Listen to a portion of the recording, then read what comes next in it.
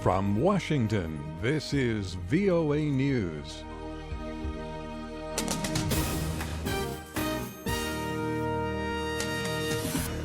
I'm David DeForest reporting U.S. President Donald Trump and Israeli Prime Minister Benjamin Netanyahu projected a message of unity during a White House meeting Wednesday. Mr. Trump suggested that the U.S. could back either a two-state or a one-state solution for the region, depending on what both parties like. Here's Mr. Netanyahu. The two prerequisites of peace, recognition of the Jewish state, and Israel's security needs west of the Jordan, they remain pertinent. We have to look for new ways, new ideas on how to reinstate them. During their joint news conference, Mr. Trump asked Mr. Netanyahu to hold back for a little bit on expanding settlements in Palestinian territory while the White House works on efforts to revive the Middle East peace process. President Trump struck back Wednesday at media reports about alleged links between him and Russia. In a string of Twitter comments, the president blamed the intelligence community for what he called illegal leaks to the media. Reports appearing in the Washington Post last week revealed possibly improper conversations between ousted National Security Advisor Michael Flynn and the Russian ambassador. Later, in public remarks, the president staunchly defended Flynn, saying he is a wonderful man that has been treated unfairly by the media. Very, very unfairly by the media. As I call it, the fake media in many cases. And I think it's really a sad thing that he was treated so badly. Some senior Republican senators vowed Wednesday to investigate the matter, while opposition Democrats are calling for an independent probe. Meanwhile, a bipartisan group of lawmakers introduced legislation Wednesday to prevent the administration from repealing sanctions on Russia without congressional approval. This is VOA News. U.S. retail sales and inflation rose in January, strengthening the case for the central bank to raise interest rates.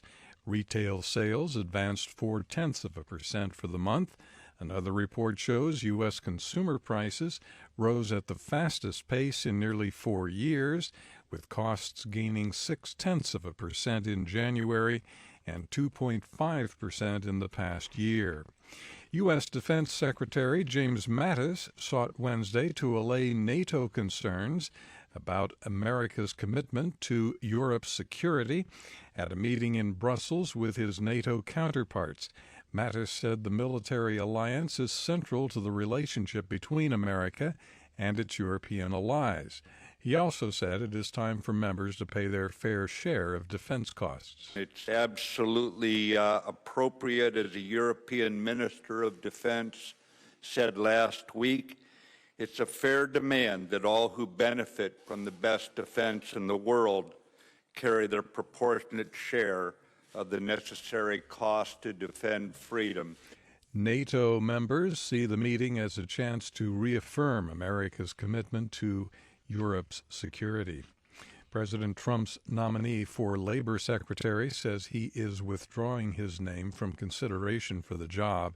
Andrew Puzder has raised concerns on Capitol Hill due to his failure to pay taxes on a housekeeper who was not authorized to work in the U.S. Organizers are calling for immigrants in several American cities to miss class, miss work, and not shop on Thursday.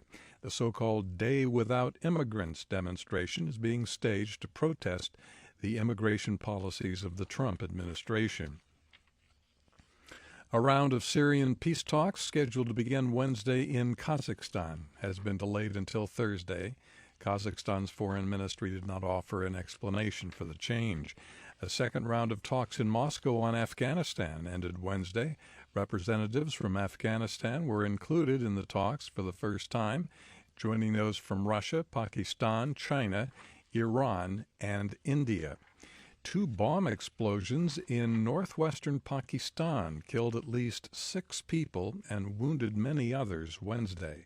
Officials say the deadliest incident happened in the Mohmand tribal district near the Afghan border, where a suicide bomber blew himself up after security forces spotted him and tried to stop him. A second bomber accompanying the attacker was gunned down while he tried to detonate explosives strapped to his body. A splinter faction of the Taliban is claiming responsibility. Hours after that, a suicide bomber riding a motorcycle attacked an official van transporting members of the provincial judiciary in the city of Peshawar. Taking a brief look at market activities on Wall Street, U.S. stock indexes were up at the close of trade on Wednesday. From the VOA News Center in Washington, I'm Dave DeForest. That's the latest world news from VOA.